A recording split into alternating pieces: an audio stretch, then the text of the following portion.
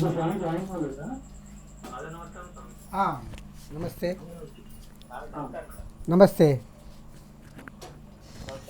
नमस्ते ब्रह्मसमारम्भां श्रीदत्तात्रेयमध्यमां श्रीदत्तस्वामिपर्यन्तां वन्दे गुरुपरम्परां सर्वविश्वन्यस्य पारपद्मायते वामहस्तालोलवेदशास्त्रायते ज्ञानसूर्यायते दत्तरूपायते श्रीवेणुगोपालकृष्णाय वन्दनम् श्रीवेणुगोपालकृष्णाय वन्दनम् श्रीवेणुगोपालकृष्णाय वन्दनम् गुरुदत्त श्रीदत्त प्रभुदत्त पाहि मां विधिदत्त हरिदत्त भवदत्त रक्ष मां पाहि मां दत्त रक्ष मां दत्त नमस्कारं स्वामी नमस्ते पदनमस्कारं स्वामी नमस्ते Can I start स्वामी हाँ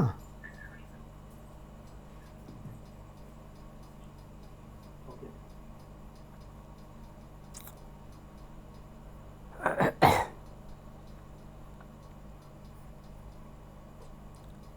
So we will continue with some of the question and answers. The first question is by Shri Anil ji.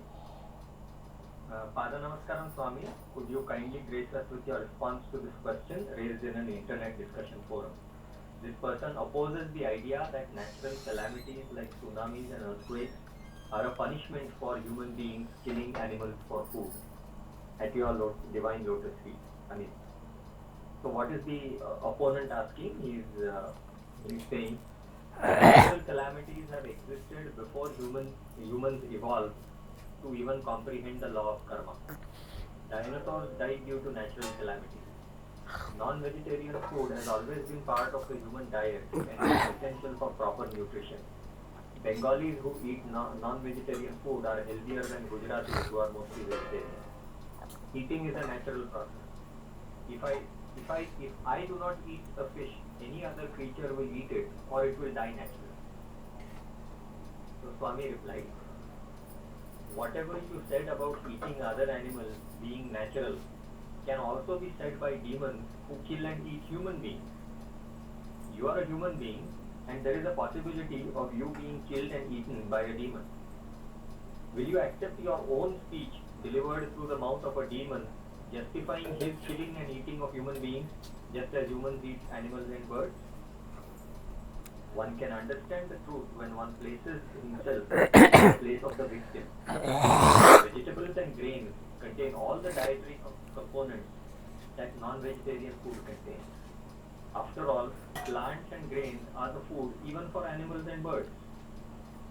Doctors say that vegetables and grains contain primary proteins which are good for health, whereas meat of animals and birds contains resynthesized secondary proteins which are derived from the original vegetarian sources. Medical science says that these resynthesized proteins are not good for health. So all your arguments are just artificial. The next question again by Shri Anil. He says, in an online discussion forum, the following person objected to my addressing Prophet Muhammad as Holy Muhammad. He could not tolerate Muhammad being called holy, which would give him an equal status as Lord Krishna. So this is what the opponent is saying. How can you say Muhammad is holy? The key to being called spiritually awakened, intellectual, tolerant, secular and wise in the Kali Yuga is to call someone holy even if he is pure evil. Have you studied Islam? Have you read the Quran and the Hadith? How sad Krishna must be that his so-called followers have put a blindfold over their eyes in the name of spirituality. Spirituality does not mean tolerating evil. And here you are glorifying it. Krishna taught us to identify and fight injustice and to do our karma. And here intellectuals like you glorify someone whose followers have committed genocide, massacres, and basically he's just criticizing this person. His claim is that People, in order to appear intellectual, they call anybody and everybody holy. So that is this person's argument. Swami replied, you are infected by excessive emotion that has spoiled your mental health. You lack a cool mind and patience. Your words encourage fanaticism and terrorism, which disturbs world peace. The promoter of terrorism is more dangerous than even a terrorist. You want to enrage others and increase hatred and quarrels within humanity. People like you are the real demon. You are blind with mad religious fanaticism. People like you are the real virus for world peace, who are more dangerous than COVID-19. I cannot give counter arguments to a madman like you. If a person or a group of persons commits a sin, that person or that group must certainly be condemned, whatever be their religion. But you cannot condemn the entire community. You are blaming and criticizing others. Have you ever criticized yourself for your own defects? Do you not have any defects? Do you only have all merits? Everyone has both merits and defects. Let us unite with each other in friendship and correct ourselves. Then let us take the merits from every religion and try to follow them. Are there different gods just because there are different religions? God will get very furious and mad. God will get very furious with mad people like you who spoil the peace of His creation. Certainly, violence is necessary as the last resort to reform the criminal, at least temporarily. God too adopts violence to punish sinners, but only as the last resort. We must attempt to bring about unity through universal spirituality. This step must come before punishing any sinner belonging to any religion. In the first step, we must try for unity full of love. War is only the last resort. This is exactly what Krishna did before the Mahabharata war. The next question, again by Shri Anil. In an online discussion, a Muslim devotee objected to God incarnating in human form. He said that Allah did not come to earth Himself because He feared that Muslims may make idols of Him for worship, which is forbidden in Islam.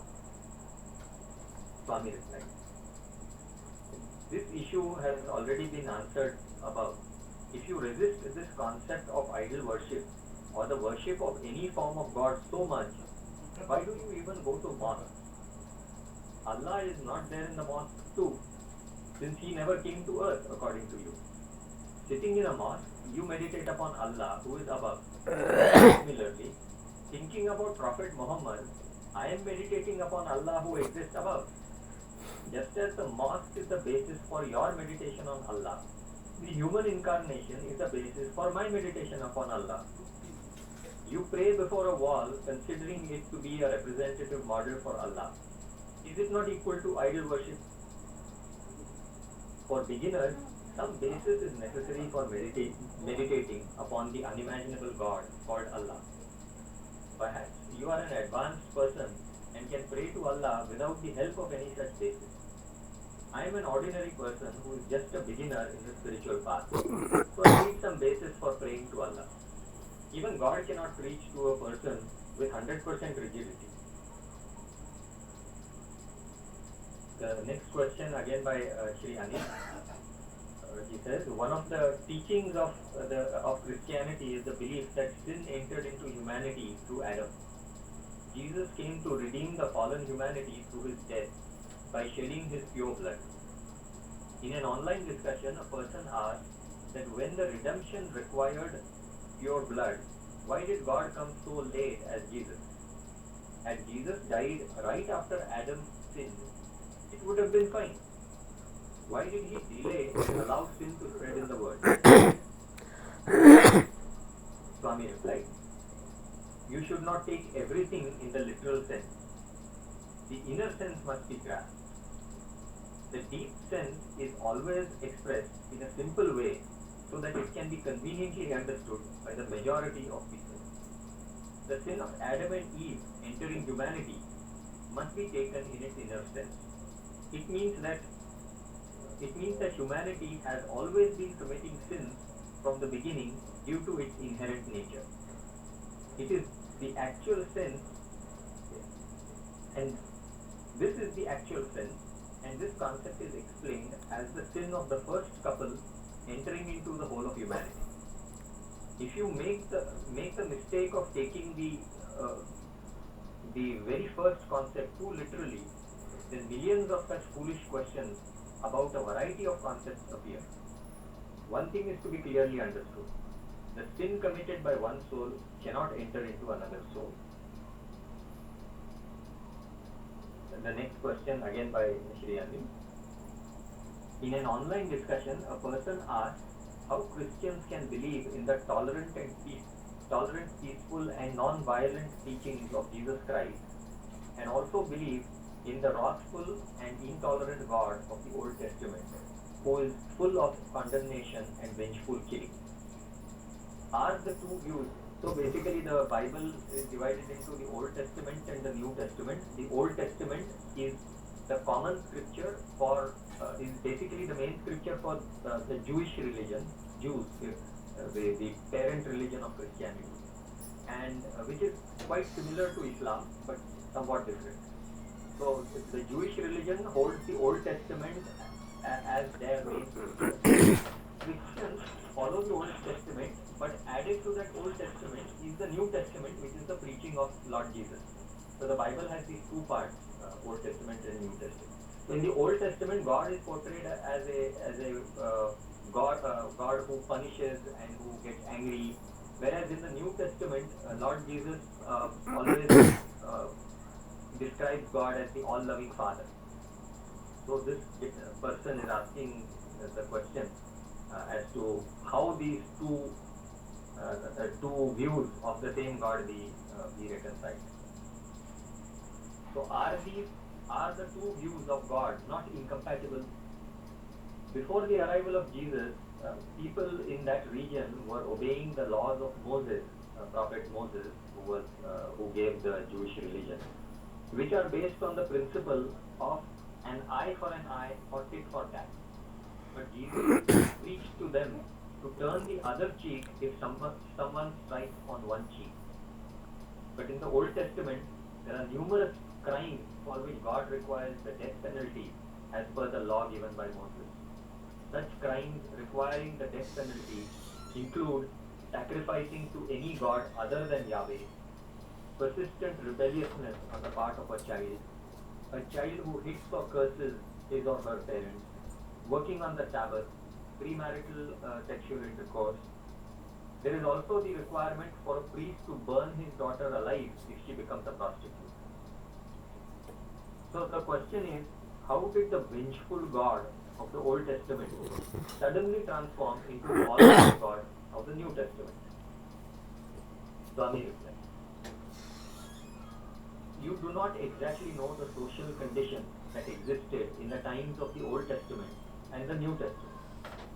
Ethical rules are made as per the psychology of the people for whom the rules are made. People have different psychology, and for certain types, very harsh rules alone work. Christianity today is based on the Bible, which is particularly the New Testament. We only have to take the New Testament as the standard scripture for Christianity. What is the use of going into the very distant past about which we are not even very clear? We are concerned with the present situation in the world. What is the practical use of your criticism? You are just trying to criticize others so that they will get enraged and criticize you for your past. They may criticize you pointing at the forcible sati tradition in which the wife was forced into the fire after the death of her husband.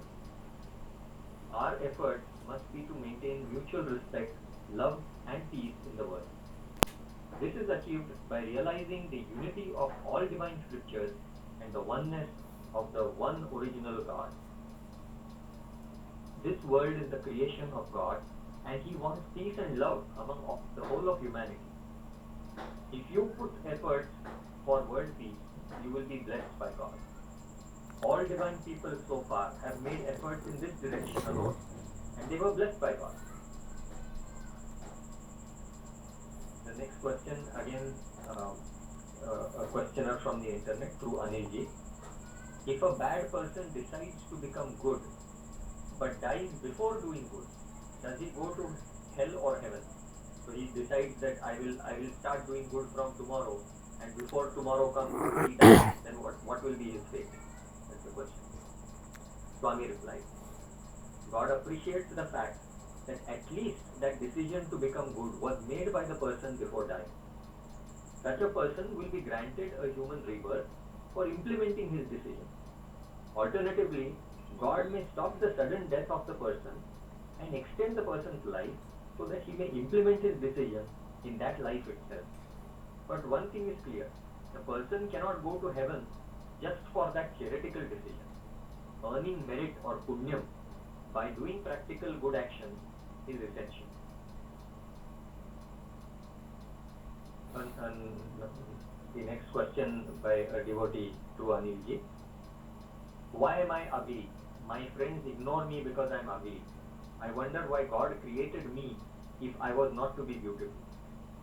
Swami replied, I have told several times that physical beauty is highly temporary. It vanishes in one's old age, in any case. Mental beauty alone is permanent. Sage Valmiki did not call Rama beautiful. Instead, he called Hanuman, a monkey, beautiful. In fact, he named the whole chapter Sundarakanda after Hanuman, which means the story of the most beautiful person. The beauty of Hanuman was his exceptional, aspiration-free service. People who insult other souls will be punished by God. Their own beauty will be damaged as a punishment for their sins. The next question again through Anilji. Is our willingness to forgive others a sign that God has forgiven us? Swami replied, certainly, if you do not forgive others for their sins, based on the same rule established by you, God too will punish you for your sins. So if you do not forgive others, God will not forgive you. You will be punished. Next question again through Anilji. What are the special responsibilities expected of a child of God and a member of God's family? Swami replied, the soul who aspires for the grace of God is expected to put forth efforts to bring awareness to people in society about what God likes, that is, He likes good deeds, and what God dislikes, which is sinful deeds. God dislikes sinful deeds. So we are expected to bring awareness to people in society about God's likes and dislikes, so that we also should follow that. The soul should also take the responsibility of bringing peace among all human beings. The next question again to Anilji. If heaven has gates, does it mean that heaven has borders? Swami replied, who told you that heaven is infinite, having no boundaries? Heaven is also, heaven in Gita it is said, Setam Muktva Swargalokam Vishalam. Lord Krishna says that Swarga or heaven is very large, but it doesn't mean it is infinite, it is finite. The next question again to Anilji. What do we learn from the suffering of Jesus Christ? Swami replied, every statement that came from the mouth of Jesus is a precious gem. He preached about having faith in God, leading a worldly life based on justice, and most importantly, he preached about love and peace. The next question, again to Anilji. As per Hinduism, why do heaven and hell exist when the soul has rebirth? Swami replied, rewarding the merits and punishing sins are done in heaven and hell separately. These worlds meant for the enjoyment and punishment are kept separate so that the soul, during its human life on earth, can put forth efforts to achieve spiritual progress without any distraction. The chance to develop spiritually during their human birth must be open to all. The chance to develop spiritually during the human birth must be open to all without any disturbance caused by the rewards and punishments. Of course, intense good actions and intense sins committed by the soul in this present birth yield their respective fruits immediately on earth itself. The next question again by Anilji. Why do Muslims label Christians as sinners when Allah has commanded that they should not even ridicule others? The detailed question of this person is, Allah commands Muslims not to ridicule others as per the following statement in the Quran. O ye who believe, do not ridicule others, perhaps they may be better than you, and do not insult one another, nor call each other by offensive names. Lewdness is surely ill-seeming, and those who do not desist are indeed wrongdoers. Now this person is asking, are Muslims engaging in something more damaging than ridicule when they assert that the worshippers of Jesus are sinners and that Christianity is a wrong belief? On the one hand, you are saying that Allah advised people to not to ridicule others, while on the other hand, you are ridiculing Muslims. Human psychology is such that people are always fond of finding faults with others, even while the same faults exist with them in plenty. If you find a fault in others, criticize the fault with powerful logic, so that the logic in your argument convinces others to realize their faults and change. The next question again, similarly to Anilji. What should one do when the wrath of God is upon them? Wrath meaning the anger of God is upon them. When God is angry with you, what should you do? Swami replies, one should first recognize the sin done by oneself. That realization should be followed by sincere repentance and most importantly, by its non-repetition in the future. If you succeed at these 3 steps of realizing the sin, repenting for it, and never repeating it throughout your life, God will immediately shower His grace on you.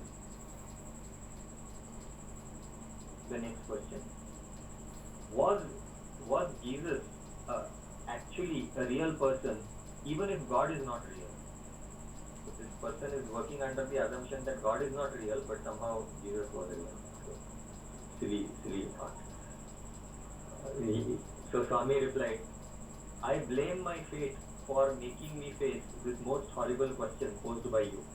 Actually, he described in detail a little bit offensively about Lord Jesus. I'm not reading that. The next question again to Anilji. If something travels at light speed, will it become eternal? Swami replied, nothing other than God is eternal. Every item which is part of creation disappears as soon as God withdraws the reality given by Him to that item. The next question. Do the Vedas mention Jesus or any signs that indicate Him? Swami replied, when according to me the Bible is another Veda, your question seems meaningless. The Veda simply means divine knowledge, which includes the Bible too. Next question. Why was Krishna absent at the time of the game of dice? When the Pandavas were being cheated by Shakuni, why was Lord Krishna absent? Swami replied, God does not control any soul because He has granted free will to all souls. God also does not interfere with the fruit of the sin. The punishment, which is the fruit of the soul's sin, itself is a strong feature for the soul. The next question is, why is death so difficult to comprehend? Swami replied, the attachment with a set of worldly bonds which has grown to the climax suddenly disappears during death. This attachment brings agony at the time of death. The next question. Does the Bhagavad Gita teach us only to worship Lord Krishna and no other God? Swami replied, God Krishna said that he repeatedly takes birth on earth whenever injustice tries to destroy justice. Whenever such situations occurred in the past, did the same Krishna take birth in that same form? No. The same God took birth in different forms with different names on those different occasions to protect justice. This means that when Lord Krishna told Arjuna to worship him alone, that advice was meant only for Arjuna. This is because God existed in human form by the name of Krishna during the lifetime of Arjuna. The word Krishna means the one who attracts souls. Any human incarnation of God attracts souls, and hence every human incarnation is Krishna alone. The unimaginable God existing in Krishna attracted the devotees, and the same unimaginable God also exists in every other human incarnation. The words I, me, etc. mentioned in the Gita indicate that when Lord Krishna uses these words, I, me, in the Gita, these words indicate the inner unimaginable God existing in Krishna and not the external name and form. Understanding this is the main step for achieving universal spirituality.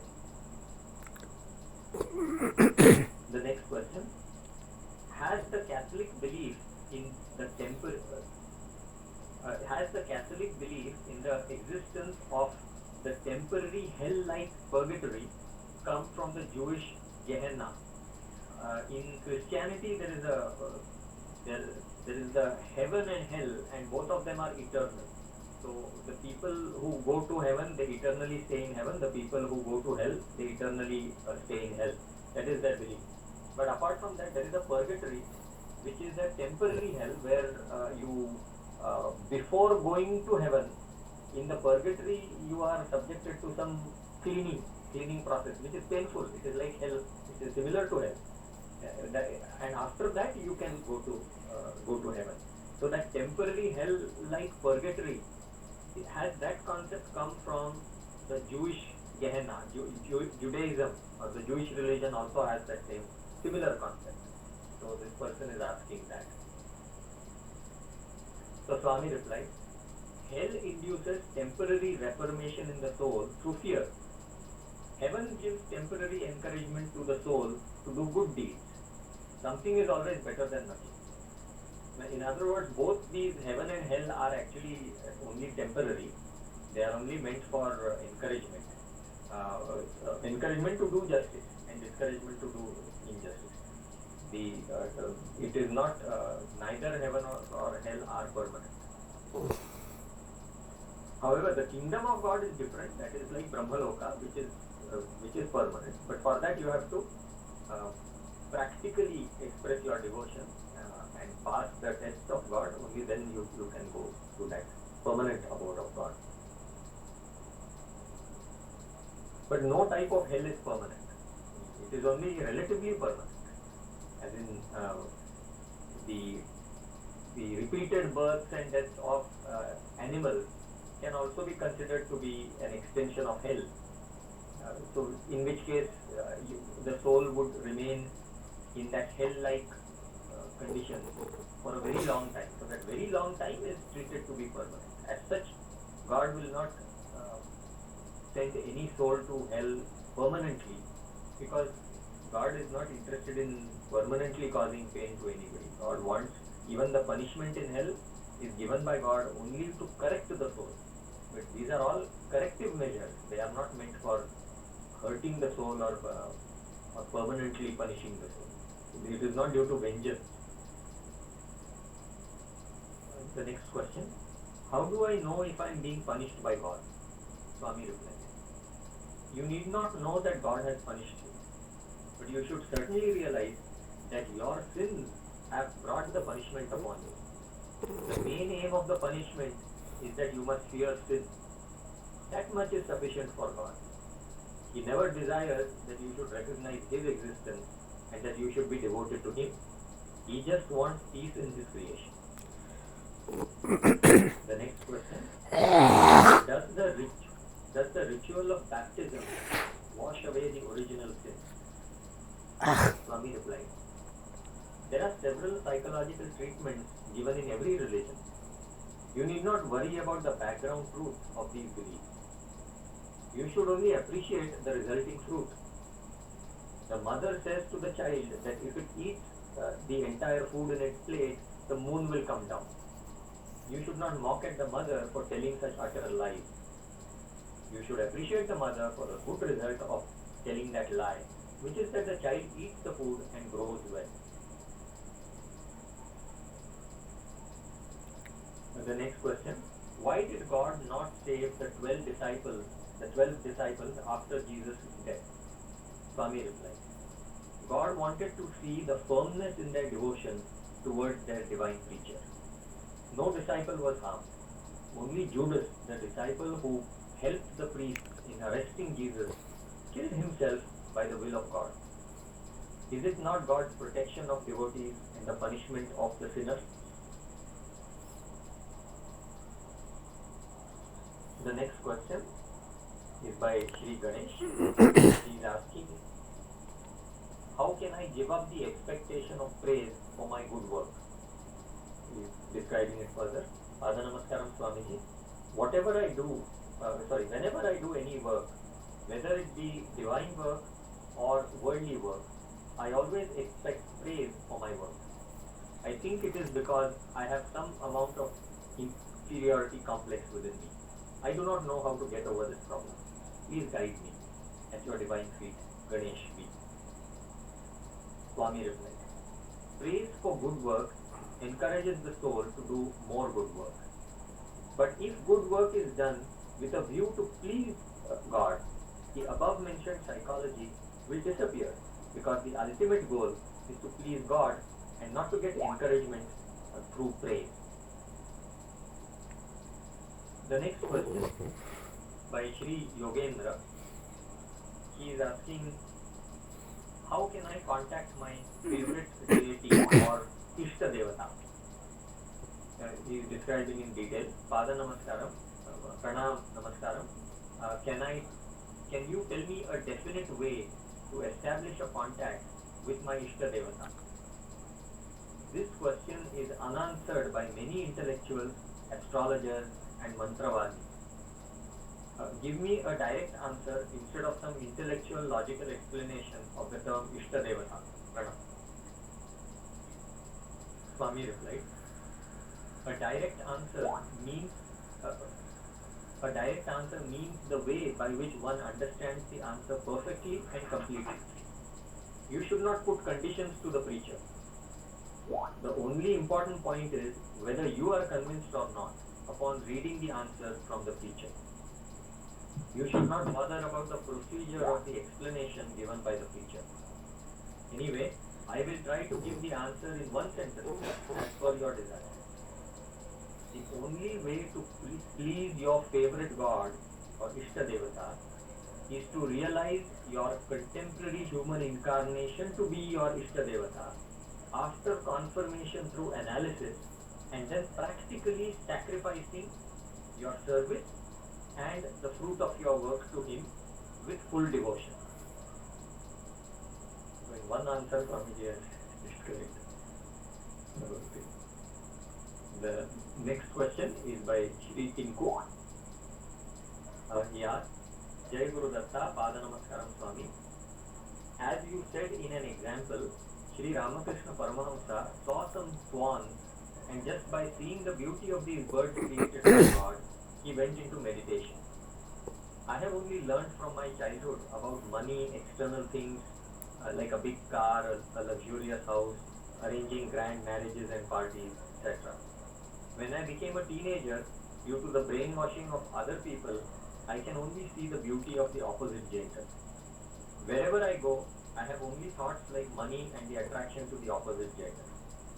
In the case of Sri Ramakrishna Paramahamsa, he did not have any attraction towards money or the opposite gender in his mind. Could you give me some more examples of how to see external things and direct them to God? Swami replied, Satsanga is the best step to develop an attraction towards God. Swamiji frequently tells us that verse composed by Shankaracharya. सत्संगत्वे निस्संगत्वं, निस्संगत्वे निर्मोहत्वं, निर्मोहत्वे निश्चलतत्वं, निश्चलतत्वे जीवन्मुक्तिः. Through satsanga, you get nissanga. Through nissanga, you get nirmohatvam. Through nirmohatvam, you get nischalatatvam. Through nischalatatva, you get jivanamukti. So satsanga is the starting step through which the rest will follow. Through satsanga, you develop attachment towards God. When you develop attachment towards God, the attachment to the world will gradually reduce. Then all your mind will also become focused on God, and then ultimately you will develop devotion. You will serve God in a practical way, then get His grace permanently. That is Jivan Mukti. The next question again by Shri Tinku. Is it a sin to waste money on luxuries instead of saving it? He describes in detail. Jai Guru Datta, while watching travel vlogs on Facebook and YouTube, I feel that I will be happy if I also get to travel in luxurious trains and aeroplanes and stay in those costly hotels and experience all those nice things. But sometimes I feel instead of wasting money on those luxuries, I could save that money and use it for future expenses. What if I travel in those expensive aeroplanes and stay in those hotels? Will it be a sin? Swami replied, there is no question of merit or sin in this concept. It is only about taking care of your future, which is always filled with many risks and several unexpected turns. This is only a matter related to materialistic life or pravrutti and is not at all related to divine life. The next question is by Shri Durga Prasad ji. He asks, does God control souls like robots or does He not control them? He is describing in detail. Pada Namaskaram Swami, in an online forum, I posted one of your discourses about souls being like robots at the beginning of creation in Kruta Yuga. You have said in it that they were given free will later on, which allows them to choose their actions and enjoy the corresponding fruit. To this, one person replied, quoting the Gita, "Na kartrutvam na karmani lokasya sujati prabhu." It kindly enlighten me on how to reply to him. At your lotus feet, Durga. Swami replied, the souls referred to by Krishna in that statement from the Gita are the present souls and not the past souls in the beginning of creation. Whenever a divine preacher preaches spiritual knowledge, he always preaches with reference to the present generation of souls which surround him. He preaches to them the path necessary for their progress. What is the use of referring to the past when the soul to be reformed is the soul present before the human incarnation of God? Even Shankara invented the theory of monism only to uplift the atheistic souls existing in his time. His theory was not meant for the ancient souls existing in the beginning of creation. When God comes in human form, his sole goal is only to reform the souls in that time by preaching the spiritual knowledge related to the existing state of souls. Referring to the past souls at the beginning of creation is only a waste of time, which is like telling a story about old history. Of course, the ancient souls can be referred to in order to show the changing trend of souls from the beginning of time to the present. But the preaching is always mainly related to the present time alone, because the past is past. The next question. This is by Shri Guru Maheshwaran. He asks, I request you to kindly initiate me into the mantra of Shri Guru Dattatreya for attaining self-realization and bless me for the same. With love and regards, Guru.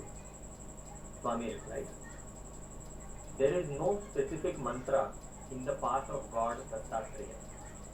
Any concept, feeling or action that you repeat due to your attraction towards God is a mantra.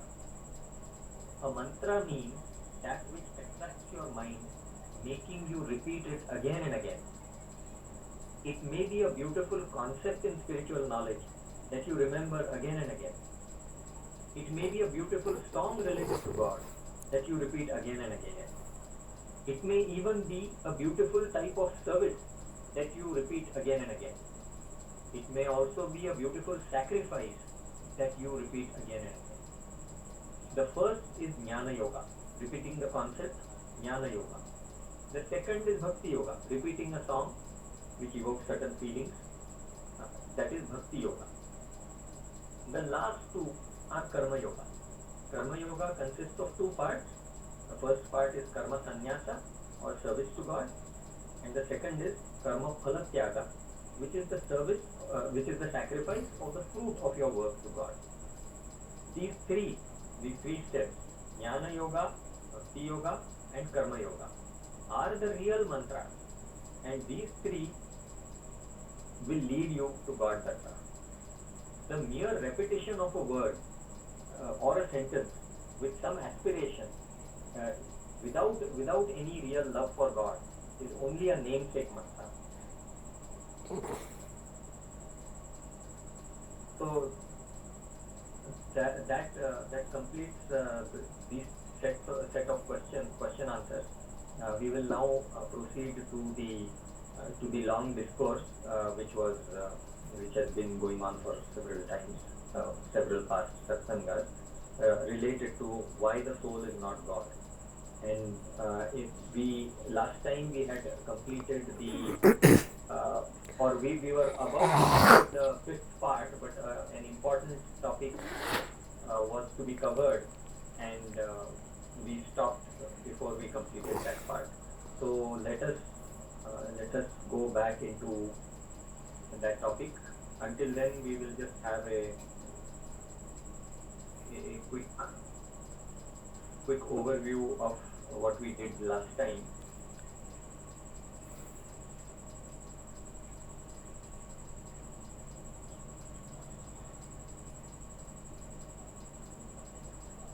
Hope you can see this. In the fourth part, we saw the three levels of ignorance as per Advaita: Avarana, Vikshepa, Mala. Avarana being the avidya or self-ignorance, Vikshepa being the projection or the wrong understanding, superimposition of the idea that I am the body, and Mala being the raga, dvesha, the likes and dislikes. The avidya is removed easily through knowledge, but the Vikshepa and Mala are not removed easily. They take some time to be removed. And the Advaita solution for each of these three levels of ignorance is given over here. Through Jnana Yoga, you can overcome Avarana. Through Bhakti Yoga or Upasana, you can overcome Vikshepa. And through Karma Yoga, you can overcome Mala. But the main problem is that they equate that soul having these three levels of ignorance to God, and that is an absurd claim. It is impossible, which Swamiji has explained, that self-ignorance cannot happen for the omniscient and omnipotent God, because he cannot have any avarana, vikshepa or mala. Whereas if you take the soul also, there is more detail to it, that the soul can have this individual level of ignorance, which is avidya, that is true. But apart from that, there is also a cosmic level of illusion which is called Maya, and that Maya is created by God. It is impossible for the soul to cross. We looked at the avidya, and we saw that the basic avidya can be removed by knowledge, and that the vikshepa and mala, which are the solidified forms of the same avidya, they cannot be removed so easily, but after some time they can be removed. It is not that they are impossible to remove. Whereas you take the case of Maya, it is totally impossible for the soul to cross. You can never see matter to be energy. You cannot practically experience it to be energy, nor can you experience the energy to be the unimaginable God. Because if that were the case, if we could have done that, then God is not unimaginable at all. Then God would have been imagined. But that is not the case. So we can appreciate the Advaita analysis of these three levels of ignorance as long as they do not extend this to God, as long as they don't say that this is this individual soul itself is God. Until then, it is fine. And Shankaracharya gave these three steps because the solutions to each of them was self-ignorance. To remove each of them was Jnana Yoga, Bhakti Yoga, and Karma Yoga, which are the three steps to attaining the highest grace of God in any case. So Shankaracharya gave those same steps to his followers, which is in fact it can be seen as the three sequential steps to become God. Because when the soul attains the highest grace of God, there is a possibility for him to become God, not by his own effort, but by not by the soul's own effort, but by God's grace it is possible. So basically, Ramanujacharya never found any fault with Shankaracharya. He always only criticized the followers of Shankaracharya, and he never criticized Shankaracharya himself, because he was himself being an incarnation of Lord Vishnu, and Shankaracharya being an incarnation of Lord Shiva. Both were basically being basically the same, since Shiva and Vishnu are one and the same with respect to the internal Lord Satta or Ishvara present in both of them. So there is no reason for them to misunderstand each other. So Shankaracharya's monism actually applies in the case of the incarnation. We cannot say that no soul is God, we cannot say that every soul is God, but some specific soul can definitely be God, and that is the incarnation. So Shankaracharya's monism is true and it applies in the case of that specific soul, which is the incarnation. We also looked at the fact that there is a confusion with what is the meaning of God being beyond logic. Illogical is something that is wrong logic. It doesn't mean that any illogical does not mean beyond logic. God is beyond logic, but most of his actions are actually logical. Some of his actions are beyond logic, but they are not illogical. Illogic is wrong logic, and that wrong logic is also detected, or it is also found to be wrong logic only by applying correct logic. So the actions of the soul fall under the fall under worldly logic, and hence those worldly logic, those actions which can be understood by worldly logic, they can never lead to the attainment of God who is beyond logic. It means that the soul through his or her own efforts can never become God, whereas God can choose to merge with a particular soul. We saw that some of God's actions, they are called miracles, they are beyond logic. So how does that work? We observe a certain miracle. For example, we observe Lord Krishna, a little boy of 12 years age. We observe him lifting the Govardhana mountain, and we observe this is pratyaksha. We have direct perception of the effect. The effect in the miracle is that the mountain got lifted, and we see the little boy Krishna lifting it. So that is part of our perception. We perceive the effect, but we cannot identify any cause for that.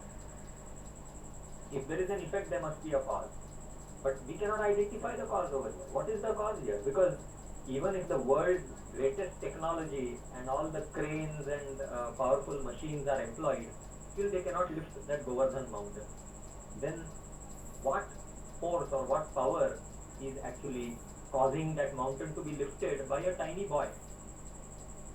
So that we can only make an inference that whatever that power is, it cannot be imagined by us. So we say that it is an unimaginable power which is behind this perceivable miracle. The miracle is perceived, its cause is not perceived. So we say that there is an unimaginable power behind it. Now the unimaginable power, when you say unimaginable power, it means you have accepted that some domain that is beyond your imagination exists. It means you have accepted that there is unimaginable God, because the unimaginable domain can only be one. There cannot be part of that domain. From here to here, this domain is part of this domain is the unimaginable power, and the rest of it is the unimaginable God. You cannot say that. That is absurd, because having any division in the unimaginable domain, if you can imagine division in the unimaginable domain, it is not an unimaginable domain at all. The unimaginable domain must only be one. If you say that there is an unimaginable power, one item, and there is the unimaginable God who is the owner of that power, that's the second item. You may have create any such multiple unimaginable items, they will ultimately become only one. So the unimaginable domain is only one. When you observe an unimaginable event, when you observe a miraculous event and you cannot identify its cause, therefore you say that the cause must be unimaginable, you are automatically accepting an unimaginable God, the existence of the unimaginable God. So miracles are very important in establishing the existence of the unimaginable God. Where did this connection come from? We looked here that the soul's actions are within worldly logic. Only God is beyond logic. God is beyond worldly logic. And most of his actions, he also makes his actions logical to us. But then there are certain actions that he performs which is miracle. They are beyond logic. They cannot be understood by us. And that proves the difference between God and the soul. The soul, starting from its own composition, which is awareness. And awareness is made out of, is a converted form of energy that gets converted in the nervous system. So the material, the body, the energy, everything related to the soul's thoughts, the soul's imagination, everything is within worldly logic. The actions and efforts of the soul are also within worldly logic. So it cannot be said to, nothing related to the soul can be said to be unimaginable. Whereas in the case of God, his own nature is definitely unimaginable. And some of his actions are also unimaginable, although most of the actions that he shows us are imaginable, otherwise we would not be able to relate with him. We would not be able to communicate, interact with him, if he did not make those things imaginable. So, this is what I was explaining, that the observed effect in any miracle is imaginable, but the cause is unimaginable. So, by observing the effect, which is observing the miracle, we infer that the unimaginable God must exist. That is why miracles are very important. So, with that we can connect back to the main idea that was going on, which is that the Advaita follower, he is interested in becoming God, but he doesn't realize that even a slightest ambition to become God is a disqualification for becoming God, really. The only way you can actually become God is by becoming an incarnation. And in order to become an incarnation, if you have even the slightest ambition, you will be disqualified. Whereas the Advaita scholar is constantly memorizing Aham Brahmasmi, Soham, Soham. They are repeatedly like a mantra. Many people, in fact, they take that as a mantra and they keep on repeating that. So that is in fact the highest disqualification. It is true that in Advaita, in the Advaita path, people, the followers still do, they practice some devotion and they also do some service, karma yoga they do, in order to remove that mala, shepa mala. But unfortunately that is like an insincere show. It is like, you do some drama before an elder person because you want to eventually, you want to throw him out of his seat and you want to sit on his seat. So it is like I am pretending to be worshipping God because I want to sit on his throne. I want to take over his throne. So that is an insincere sort of devotion. That is not really what is required. In fact, in the spiritual path, we should only take Hanuman as the ideal, who remained as a servant in spite of being an incarnation.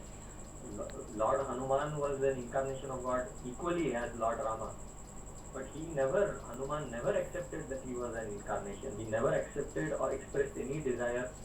He did not entertain any desire in his mind to become God. He remained a loyal servant, a very loving, devoted servant of Lord Rama, his contemporary incarnation. And as a result, he was actually blessed by Lord Rama and made the future creator in the next cycle of creation. So in that manner, if God grants that monism, then alone that monism will stand. Otherwise, through the soul's effort, it is not possible. This is told in the Avaduta Gita. The opening sentence itself is Ishwaranugraha Deva Pumsam Advaita Vasana. So that brings us to the concept of incarnation, and this is a central, very, very central concept in Swamiji's philosophy. In fact, the entire philosophy, in some way or the other, only discusses this concept. So, people who are new to this philosophy may kindly pay attention to this idea. For the rest of the people, I think it's a very familiar concept. Nevertheless, I think it's useful. So, the incarnation of God, in fact, in most other philosophies, even within Hinduism, the exact nature or how an incarnation forms, or as Swamiji has used the term, the technology of an incarnation has never been explained properly. That Swamiji has explained for the first time in the most clear and really a crystal clear way, so that everybody can understand and there will be no confusion at all. So, to state it approximately, or to state the general rule is, God is unimaginable. We cannot even know his nature. All we can know is that he exists. Astityevopalabdhavya. We can know that he exists. How do we know that he exists? We just saw, upon observing a miracle, we have to acknowledge, we have to accept that the cause behind that miracle is unimaginable. So that cause, the unimaginable domain itself is the unimaginable God. So we can definitely say that he exists. But if you ask his nature, nobody can tell you his nature. You can dig through the Veda, you read the entire Veda, you go to all the scriptures in the world, you will never find out what his nature is. Even the scripture cannot tell you what his nature is. Nobody. You go to the sages, you go to the Devas, the wisest among the Devas also, they are still debating what the nature of God is. Nobody really knows. Because he is beyond the imagination of any soul, not only human beings, but even souls of the upper world. Souls of the upper world are much more intelligent than us, but even they are unable to find what his nature is. So that unimaginable God, he may be unimaginable to us, we souls. For us, he is unimaginable. But he can enter into a medium and he can make himself appear before you. So, he enters a medium. What is the medium? The medium means a body and soul, a system consisting of body and soul. If you take the human world, that is this earth, you have people having physical bodies. So, this would be a human body containing the soul. What is soul? Awareness. How is the soul formed? It is due to the body. In the body there is the nervous system, in the body there is energy. How did you get that energy? From food. So that energy is released in the body, it passes through the nervous system, leads to awareness. So that awareness plus body is the medium. So all of us are merely the medium, but in one selected medium, the unimaginable God can enter. He enters and he merges. It is not like he enters only one part, he enters only the awareness and not the body. Not like that. He will completely, through and through. The Veda says, Antarbahishya tat sarvam vyaptya narayana sthita. The Narayana Suktam, it is told. Antarbahishya means inside and outside, through and through. Through and through he enters and dissolves completely into that medium. So So then that medium is called, it becomes the incarnation. So what is the incarnation? The incarnation is called mediated God. In some of the discourses you must have read this word mediated God. What is the meaning of mediated God? Mediated God means incarnation. Mediated God can mean human incarnation, or it can mean an energetic incarnation. So I give you the example that on earth this body is going to be a human body, and the human body has a soul, and the unimaginable God may enter. But in the upper world, this body is going to be an energetic body. It is not going to be a physical body, it is going to be a body of light or energy. Okay? So that energetic body is it also contains the soul. It also produces awareness. Just as our body produces awareness, similarly their bodies, the energetic bodies, also produce awareness. So that energetic body plus soul is the energetic medium, which is imaginable. The human body also imaginable. So whichever is the body and soul, the medium is always imaginable. The unimaginable God merges into it and becomes an incarnation. There is a little bit of detail in it which we are going to see shortly. But this is the main crux of the concept or this technology of incarnation. Now, this mediated God can be seen by us, can be imagined by us. Why? Because you can see the medium.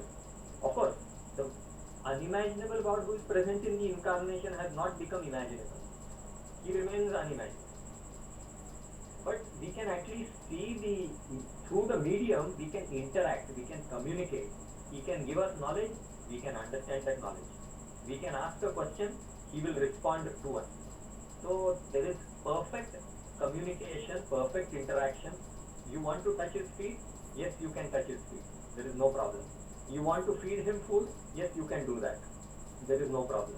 So complete interaction with the incarnation is possible, and that whatever interaction you are doing with that incarnation is actually you are interacting directly with the unimaginable God who is merged inside and outside, through and through, into the incarnation, into the body of the incarnation, into the soul of the incarnation, is fully there. So you are, when you touch the incarnation, you have touched God. When you talk to the incarnation, you have talked to God. When you hear the words of the incarnation, you have heard God. So this is the most beautiful, the most remarkable technology that God has invented.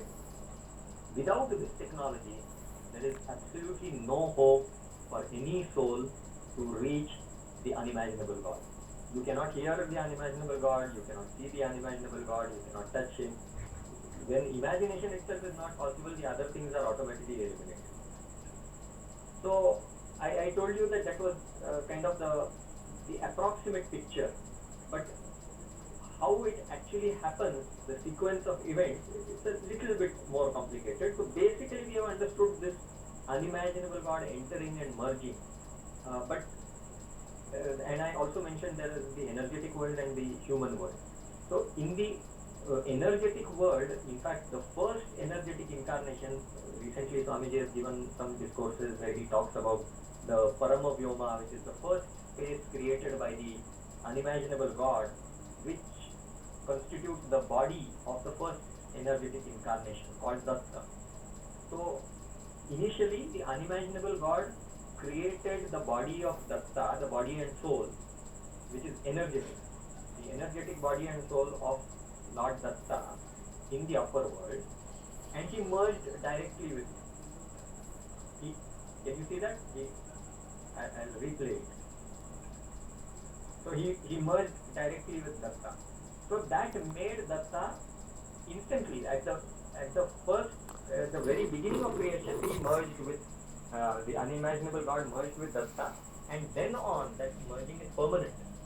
Then on until eternity, the unimaginable God will never leave Datta. So now Datta has become unimaginable God himself.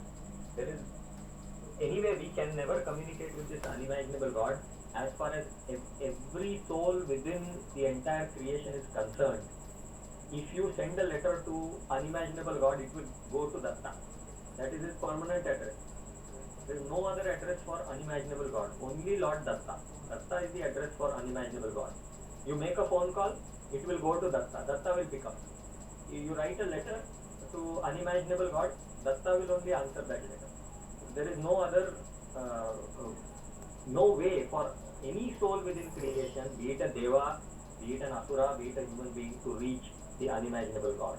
You can only reach Datta, and that merging happened at the beginning of creation, and it is eternal now. Now, even if creation is dissolved, Lord Datta will always remain. So that is the first energetic incarnation. Now, in the upper world, there are other energetic incarnations also, Brahma, Vishnu, Shiva. How did they form? Datta himself created other energetic forms and he merged into them. Now, unimaginable God did not directly merge into them. Datta merged into them.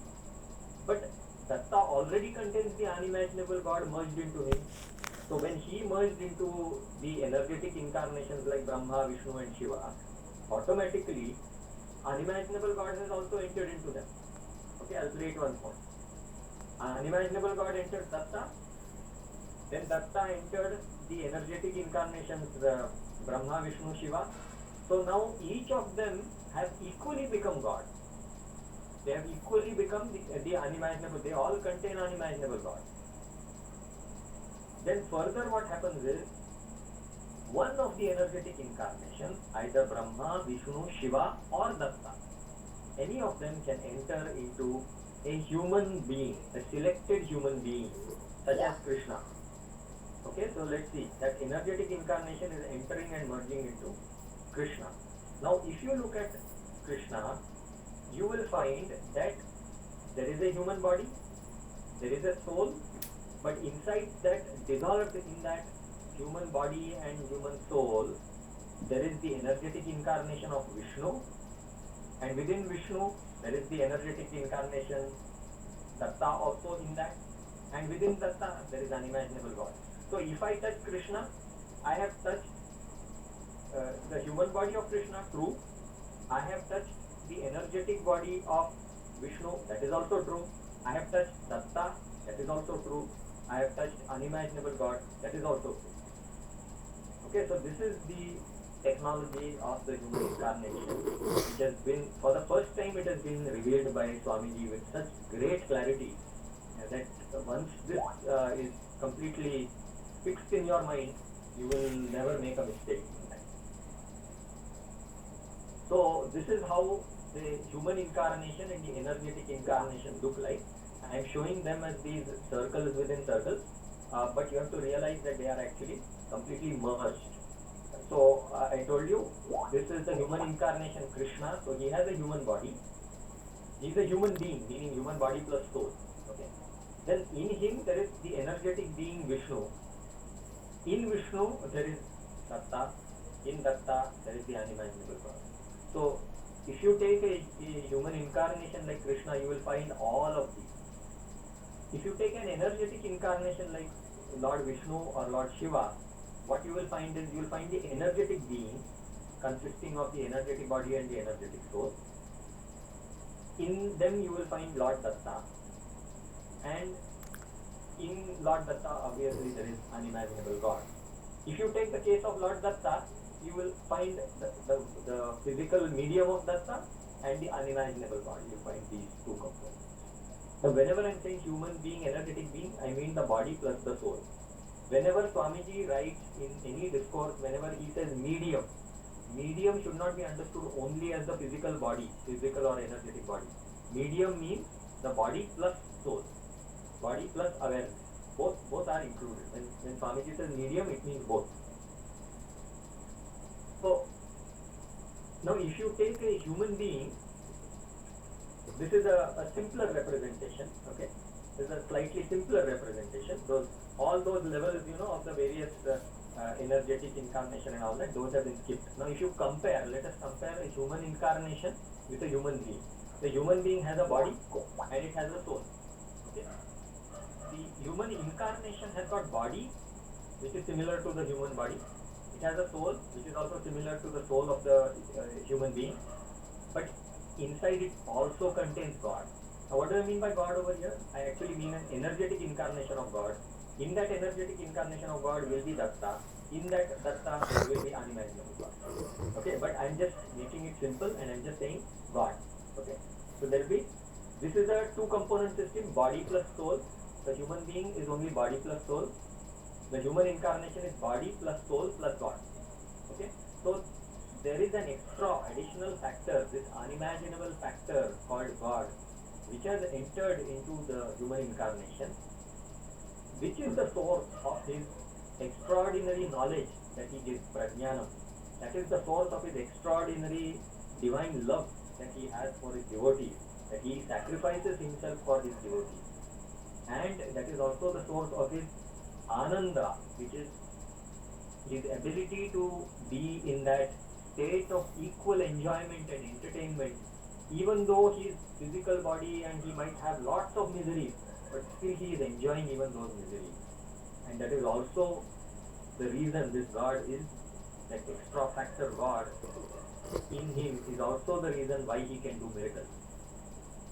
So there is a clear and very, very significant difference between the human being and the human incarnation.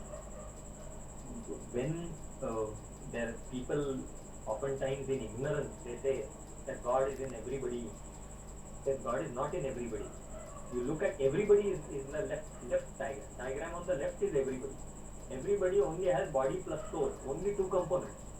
The human incarnation is body plus soul plus God. That is only true in the case of Lord Krishna, only true in the case of Lord Rama or Jesus. It is not true in the case of every Tom, Dick and Harry. Now, since for convenience sake I had represented body, soul and God to be different, but actually they are all merged like this. Okay, so you have the mediated God. Okay, in that the three components are there, but they are merged with each other. So this is just to show that you should not think that the inside you have to dig at least 10 centimeters inside, then you will touch God into the body. It's not like that. It's fully merged. So if you look at the human being, he is only the medium. If you look at the human incarnation, he is medium plus God, and it forms a homogeneous mixture. Like the ornaments, the golden ornaments that we wear, actually they are alloyed with copper. That is not pure gold. Pure gold is too weak. It cannot be, it will not have its strength. Tiny quantities of copper are added to that gold, which gives some strength to that gold, and you can draw it into wires, or you can make it into plates. And so that ductility and malleability will, in spite of doing that, there will be sufficient strength that is due to something called solvent solution strengthening. So in that, the gold ornament, that gold seems like gold, but actually it contains copper. So similarly, this is a homogeneous alloy, like that gold and copper. It is a homogeneous alloy consisting of the medium and God. Now, in this context, the followers of Advaita often quote one statement from Hanuman, which Hanuman made. He was referring to Lord Rama in the Ramayana. In the Ramayana, Hanuman says to Lord Rama, Deha buddhya tu dasoham, jiva buddhya vadamshakaha, atma buddhya tvameva. So these three levels, Hanuman says to Rama that from the point of view of the body, I am your servant. From the point of view of the jiva or the individual soul, I am part of you. And from the point of view of Atma, my innermost reality, you and me are one and the same. That is what Hanuman says. So the Advaita followers exploit this statement in saying that every soul, every ordinary soul, internally from the Atma's point of view, is identical with God. This last statement, last clause, Atma buddhya tu tvameva, Atma buddhya tvameva. They exploit this last point, saying from the point of view of Atma, I am God, you are God, he is God, everybody is God. So this is a problem, because we should properly understand the, uh, we should properly differentiate the incarnation from an ordinary soul in order to interpret this statement. If you do not properly discriminate between the incarnation and God, then you will make that mistake of claiming that from the Atma point of view, I am one with God, I am one and the same as God.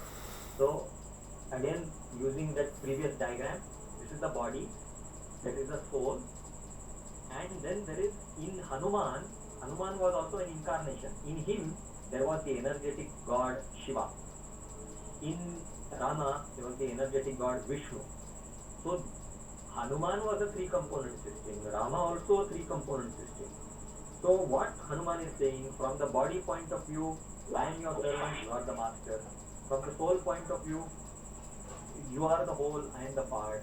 He is saying it in the sense that you are, I have great value for you, more value for you than for me. Okay. From the individual soul or the soul point of view means the soul is made of awareness, awareness is made of thought. So in my thinking, I give more value to your thinking or more value to you than to myself. So I am like a small speck and you are like the whole. So this shows that, and that is in alignment with the role of the body. The body of Hanuman in that divine role, he was supposed to be the servant of Lord Rama, and Rama is supposed to be the master. So in terms of thinking also, that same pattern is seen. So Rama is the whole, Hanuman is the part. From the point of view of the innermost identity of Hanuman was Shiva. The innermost identity of Rama was Vishnu. So Shiva and Vishnu are one and the same according to the Veda. The Veda says Brahma Narayanaha, Shivascha Narayanaha. So Shiva, Brahma and Vishnu, they are one and the same. Why are they one and the same? Because the same Datta has entered into three of them. So from the angle of the Datta present in all of them, and from the angle of the unimaginable God who through Datta is present in all three of them, they are identical. So Shiva is identical with Vishnu from the point of view of the Datta present in them, from the point of view of the unimaginable God present in them. So Hanuman can definitely say to Rama that from the Atma point of view, you and me are identical. Hanuman is saying this one incarnation is saying to the other incarnation that you and me are identical. However, we, the ordinary soul, from the body point of view, you may say that you are a servant. Actually, we are not even deserving to be a divine servant because that requires a very high qualification. But okay, that can be excused. Even if you say that from the body point of view, I am your servant, you are the master. From the soul point of view also, you may say whatever you want to say, that he is the greatest, I give greatest value. But you can never say that from the innermost identity, I am one and the same, because your innermost identity is the soul. Whereas, if you look at Rama's innermost identity, it is Lord Vishnu. So your soul and Lord Vishnu are not one and the same at all. So you cannot say that Atma Buddhya Tvamevaham. This is absolutely an invalid statement when it is coming from an ordinary soul to an incarnation like Rama. So we cannot say that because Rama is a mediated God. His entire being, his body, soul, everything has become divine. Everything has become God. So we cannot claim that. For the soul, the soul can aspire to become the servant of God. Whether God will grant him that status of servant or not, that is up to God only. We cannot claim that. We cannot claim that as a birthright. That I am by birthright I am eligible to be a divine servant. It is exactly like a government servant. You might be a citizen of the country, but you cannot be a government servant. That is not so easy. You have to take some competitive exams and then you might be considered a government servant if you pass that. So Madhvacharya gave this concept of the divine servant. the soul is the divine servant. Not every soul. Those who are of a very high level of devotion, they are divine servants. Many of the ordinary souls, they do not even have devotion for God. So, Swamiji, there are these two. There are two analogies that you have corrected, that Kantha Jami Kara Nyaya. and the Prapta Prapti. Yes, yes. Shall we do it today or next time? What is time? I cannot hear you, sir. What is time? Time? Time is 9:20, sir. 9:20. We can do tomorrow. Next. Okay, sir. Next. Next time we can do. You ask for any questions. So, are there any questions? Pada Namaskaram, Swami. Yes. Shall I read the questions, Swami? Yes. So, Shri Anil Garu has asked a few questions, Swami. I will read them first. He asked like this. Pada Namaskaram, Swami. Kindly answer the following questions at your divine feet, Shri Anil. His first question, Swami. Am I correct in stating the following based on the understanding of your knowledge? He quoted the following statement. God can experience the unreal snake as real and vice versa. Shankara made atheists to believe that they can also experience the unreal snake as real the same way God does, so that they will reach God's state of experiencing unreal world as real and vice versa. This prompted atheists to think that this world is unreal. Since they could not reach that state practically, Shankara said there are two steps. One is theoretical and the other is practical. Theoretical part can be attained by self-effort. Practical part by developing devotion on God. Kindly clarify. This is his first question. Okay. Second question. If the core of the lamp is taken as basic awareness or pure awareness and the light as four antakaranas, then can I call light, lamp plus light as the individual soul or jiva? Because the bundle of thoughts are contained in mind, chittam and basic ego, that is the I thought, and not in the lamp, basic awareness. Who is the subject? Third question, Swami. He quoted this statement. God appears to be energy and any energy appears to be matter to the soul.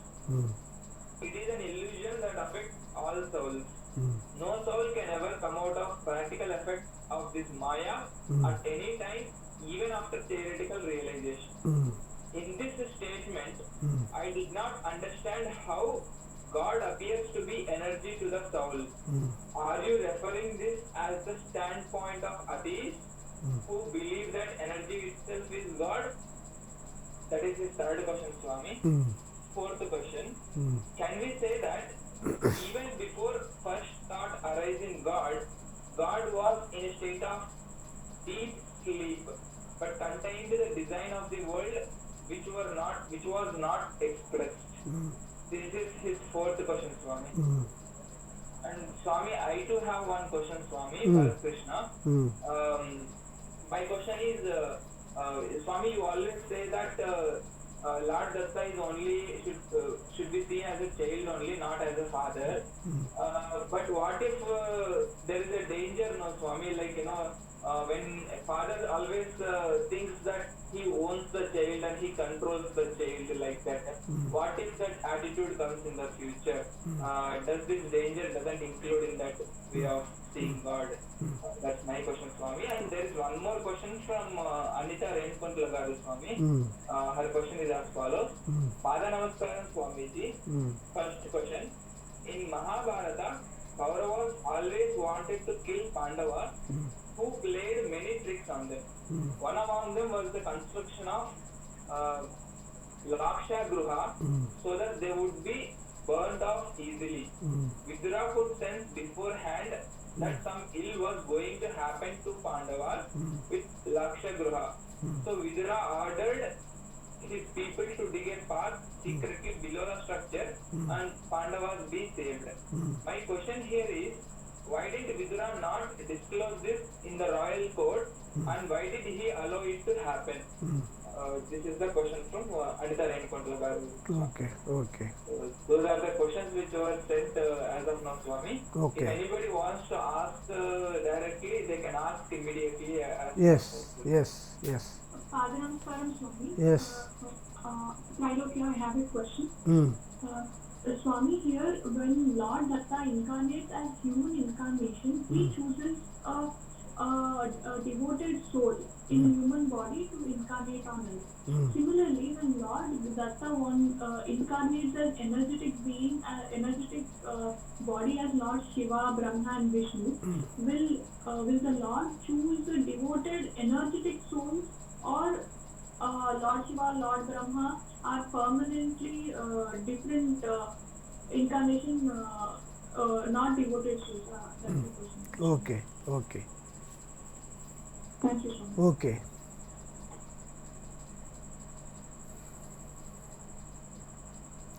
Anybody else?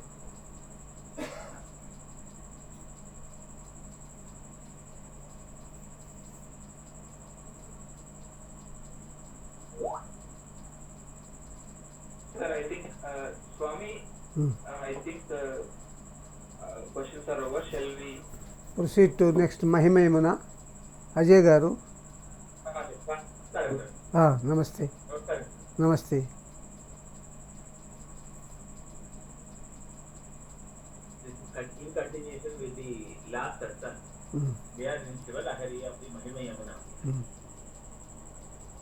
At Vrindavanam with mother and aunt, while Swami was 18 years old, doing PhD, he took his mother and paternal aunt on pilgrimage to North India. In gratefulness of pains taken by Swami in taking them to every holy place in North India, his aunt presented Swami a flute purchased by her at Vrindavan. Swami was very happy with that gift, climbed a tree and sat on its branch at Vrindavanam, singing songs on flute.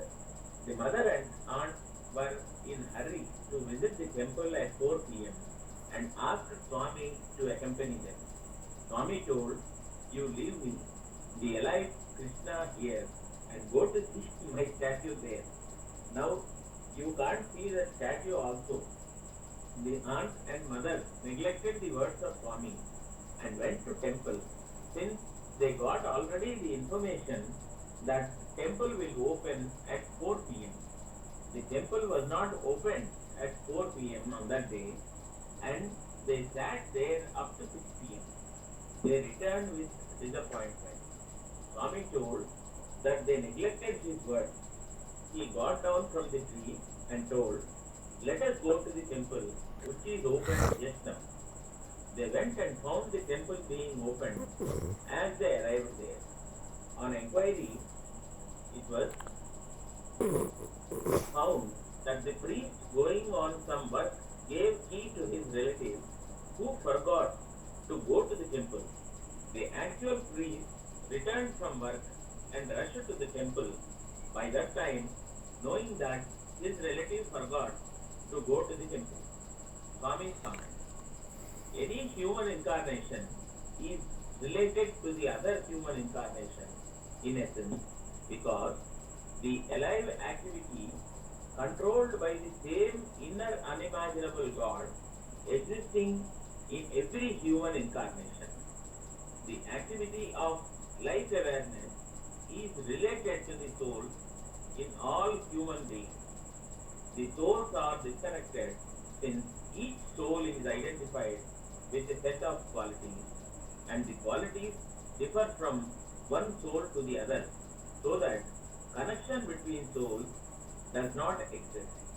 The inner unimaginable God, beyond all qualities, stands as one common entity in all the human incarnations. This untouched, unimaginable God connects the qualities of one human incarnation to the other and thus interlinks between all the human incarnations exist. Next miracle. Inquiry about Swami. Sri Ramnath inquired Sri Chaya Shastri, a great foreteller at Mumbai, asking to tell something about Datta Swami. He told, how would you catch him? Generally, he does not allow people to come near him. Devotees thought that on hearing the name of Datta Swami, the foreteller might have guessed about Datta to speak like that. Sri Ramnath went to a hill in Kerala on which a very great saint, Avaduta, exists, foretelling, consulted by lot of public. Sri Ramnath asked him to tell about his friend Venugopala Krishnamurti, the original name of Sri Datta Swami. By this, the foreteller can't guess anything about the divine line. The saint told that he is very great Mahan. Then Sri Ramnath asked, like Rama and Krishna? The saint replied, he is far greater than those mentioned by you, who are nothing before him. Devotees were terribly shocked by the answer. On hearing this, Swami told, Datta told like that through the saint in such exaggerated manner, only with a view to remove the doubt forever. What are Rama and Krishna? And where is this petty fellow, not deserving even to utter their holy name? Swami's comment. The best proof is the inner consciousness only. It can be assisted by sharp analysis if necessary, taking the help of debates and discussions and study of scripture. It is very dangerous to consult such foretellers. It is all right. It is all right if the foreteller is genuine. We cannot distinguish genuine from false foretellers. Such approach is always risky. Since Ramnath is topmost devotee of Sri Akalkot Maharaj, who is in no way different from Sri Datta Swami, Akalkot Maharaj entered both those foretellers to save his dearest devotee, Ramnath. God will certainly help the devotee not only in the materialistic line, but even more and more in the spiritual line, which alone is the most important, that continues with the soul from one birth to the other. Next miracle. Introducing Swami to Dr. Nikhil. Nikhil and his wife, Devi, were very great devotees of Swami. Nikhil visited one great saint who told him, you are going to meet the absolute God shortly. Then suddenly, Swami was introduced to him through messages of Swami. He experienced the words of that saint through the excellent spiritual knowledge of Swami, which is the greatest identity of God. Swami's comment. The prediction or foretelling in the case of Ramnath and Nikhil are genuine, but there is every possibility for even genuine to err. This is the reason why Lord Datta possessed them and spoke in order to help both these good devotees. What I say is that you should not go simply by what others say. You must analyze in the light of the scripture and then only decide whether someone is the human form of God or not. Lord Krishna said that he is God in several places of the Gita. Nobody will contradict his own statement. But Lord Krishna said that whatever said in the Gita should be analyzed before its acceptance. Vimrushyaita. The scripture and analysis. The scripture and analysis should go hand in hand to get the correct version of the scripture. Next miracle. Sri Narasimha Yogi's experience. the yogi at Vijayawada was in the line of monism, in the spiritual knowledge, by which the devotee feels that he is the God directly, which is misunderstood philosophy of Shankara. One day, Swami entered the house of Sri Yogi along with his 4 disciples initiated in the initial time. Then, Yogi saw Swami with those 4 disciples surrounding. Sri Yogi was very much shocked to see God Dattatreya coming into his house along with the 4 mighty dogs. While preaching the spiritual knowledge to Sri Yogi, Swami told, Datta is God and the devoted soul is dog. One must become dog before becoming the river God. Dog means full faith and total surrender in service to its master. A friend of Yogi, sitting by his side, told Swami, why all this meaningless spiritual effort? Every soul is already God. You are already God and no need of any datta. Swami replied, my ego is still in the earlier tender stage. It has not become so stiff and hard still so that I can accept your advice. Swami's comment. One should differentiate between the monism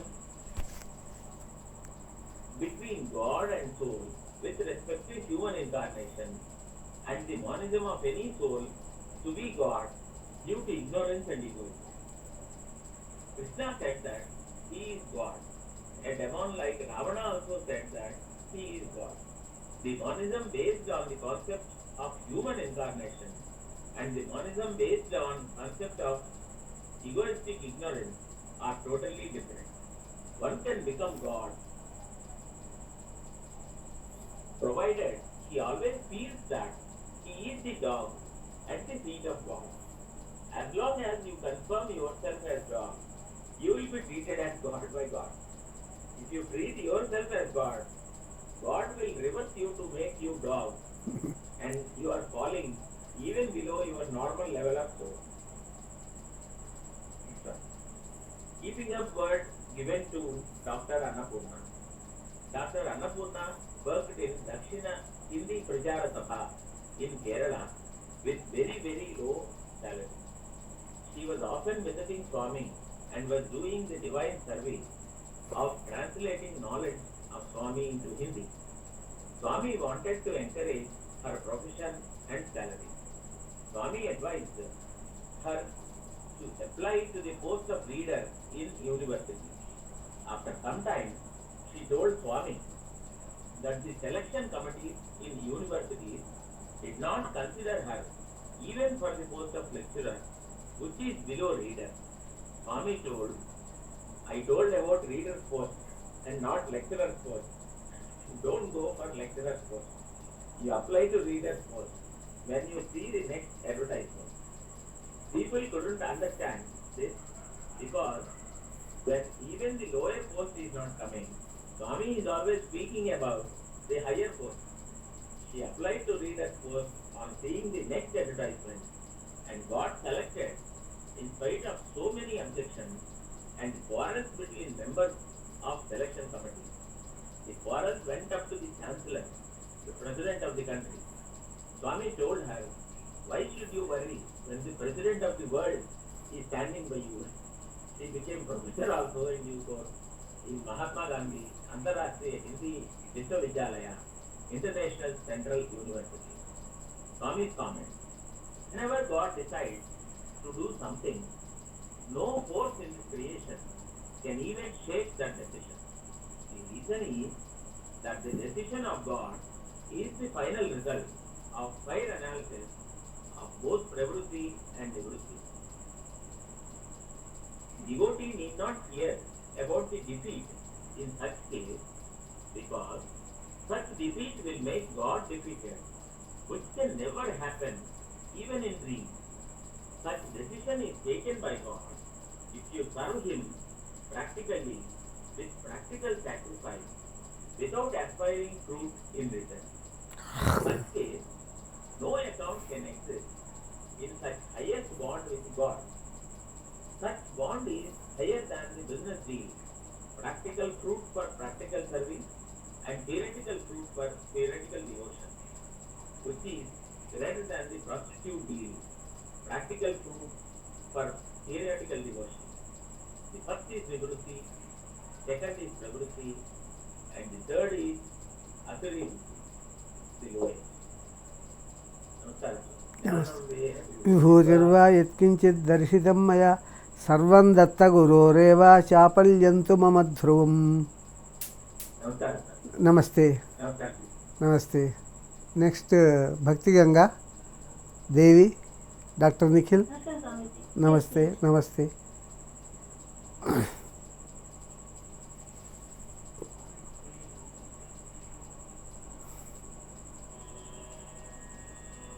Namo Namo गुरुदत्ताय ब्रह्मज्ञान वित्ताय सकल प्रेमोन्मत्ताय करुणारसभर चित्ताय शङ्खचक्रडमरुकशूल शङ्खचक्रडमरुकशूल पुण्यमाला धारिणे मनोहारिणे. नमो नमो गुरुदत्ताय ब्रह्मज्ञान वित्ताय सकल प्रेमोन्मत्ताय करुणारसभर चित्ताय त्रिभुवन संचारिणे उमति जन संहारिणे सैहाचल विहारिणे जगत्कारिणे. नमो नमो गुरुदत्ताय ब्रह्मज्ञान वित्ताय सकल प्रेमोन्मत्ताय करुणारसभर चित्ताय सनकसनन्दन सनत्कुमार सनत्सुजाताक्ष चतुरागम सारमेयाय चतुरागम सारमेयाय नमो नमो गुरुदत्ताय. नमो नमो गुरुदत्ताय ब्रह्मज्ञान वित्ताय सकल प्रेमोन्मत्ताय करुणारसभर चित्ताय सरसामेयाय मुनिमनोमेयाय परमध्येयाय सुन्दरकायाय योगिनायकाय नमो नमो गुरुदत्ताय. नमो नमो गुरुदत्ताय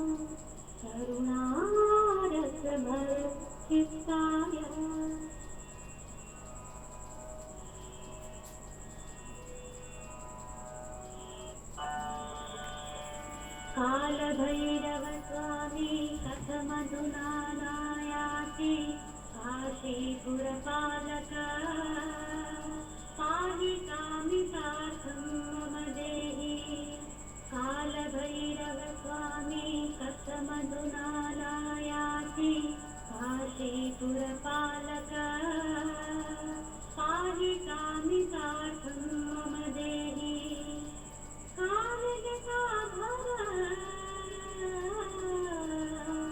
चन्द्रकलाधर कालजटाधर चन्द्रकलाधर कालाग्निकुण्डकालिलोचन कालाग्निकुण्डकालिलोचन कालभैरव स्वामी कथमधुना नायाति काशीपुरपालक पाहि कामितार्थं मम देहि कालकालदय कमलिनीकर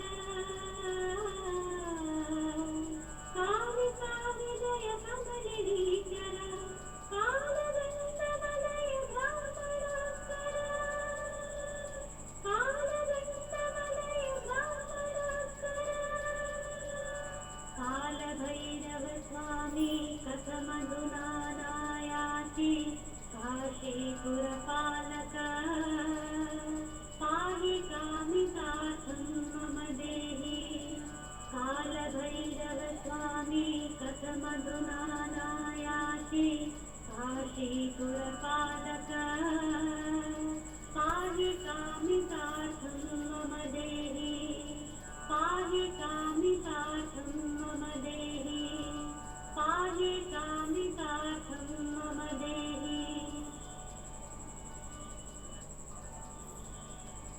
कालभैरव स्वामी त्वमेव मम खलु रक्षा काशीपुररक्षणमिह करोषि नयनस्पन्दैः कालभैरव स्वामी त्वमेव मम खलु रक्षा काशीपुररक्षणमिह करोषि नयनस्पन्दैः अर्धचन्द्रासिनैककरे छिन्नमस्तकेन चापरे अर्धचन्द्रासिनैककरे छिन्नमस्तकेन चापरे कालाञ्जनाम्बरकालकालच्छायाभिः महाश्मशानसञ्चारविहार कालभैरव स्वामी त्वमेव मम खलु रक्षा काशीपुररक्षणमिह करोषि नयनस्पन्दैः विभूतिमध्यकुङ्कुमबिन्दकालेन उभयभुजविवृतकालकेशजालेन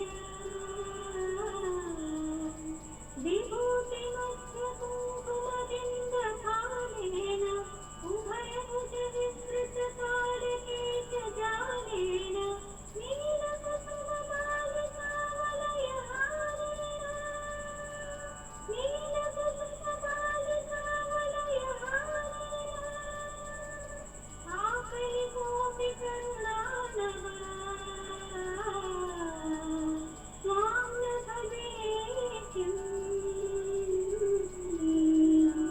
आकलिकोऽपि करुणानव स्वां न भवेत्किम् काशी विश्वनाथदत्त महावतारम् काशी विश्वनाथदत्त महावतारम् कालभैरव स्वामी त्वमेव मम खलु रक्षा काशीपुररक्षणमिह करोषि नयनस्पन्दैः करोषि नयनस्पन्दैः करोषि नयनस्पन्दैः अर्धचन्द्रासिनाखिन्न मस्तकेन करद्वये संहार भैरवं वन्दे प्रभासविकटहस्तम्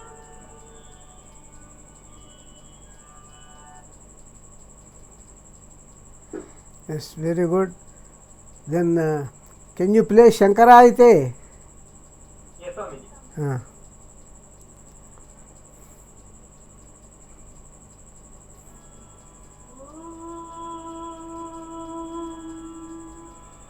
शङ्करायते लोकशङ्करायते वन्दनानि मे देववासुदेवस्य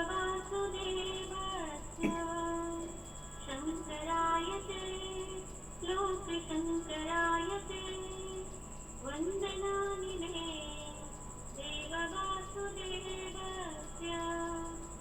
हाललोचनं तव दिवे सुदर्शनम् शूलमेव ते तिलकमूर्ध्वपुण्ड्रकम् नीलकण्ठते भाति कण्ठनीलिमा विस्तरान्मुहो मम हि देहनीलिमा शङ्करायते लोकशङ्करायते वन्दनानि मे देववासुदेवस्य हालचक्षुषा दग्धपद्मसायकम् सादराक्षिणा दृष्टपद्मसम्भवम् प्रेमवीक्षणम् लोलपद्मलोचनम् त्वां त्रिलोचनम् देवतं स्मराम्यहम् शङ्करायते लोकशङ्करायते वन्दनानि मे देववासुदेवस्य नटनपण्डित स्फुरतिरङ्गताण्डवम् चित्रमण्डलम् भ्रमणलोलकुण्डलम् पुरगमण्डलम् खलितधर्मदण्डनम् धनुजखण्डनम् विदितभारतीभण्डनम् शङ्करायते लोकशङ्करायते वन्दनानि मे देववासुदेवस्य वन्दनानि मे देववासुदेवस्य वन्दनानि मे देववासुदेवस्य. Okay, excellent. Then Phani. Yes. Sorry? Phani, you read Parabrahm. Okay, sir.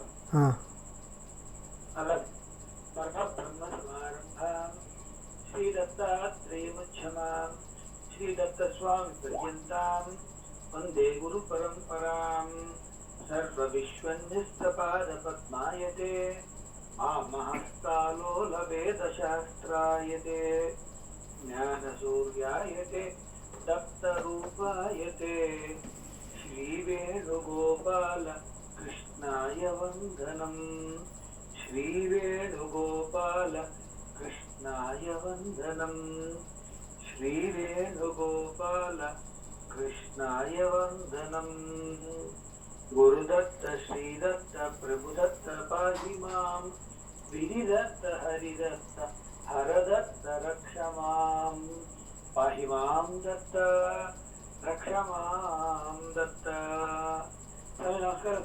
Namaste. Namaste. Namaste. Namaste. Namaste. Namaste. Namaste. Namaste. Namaste. Namaste. Namaste.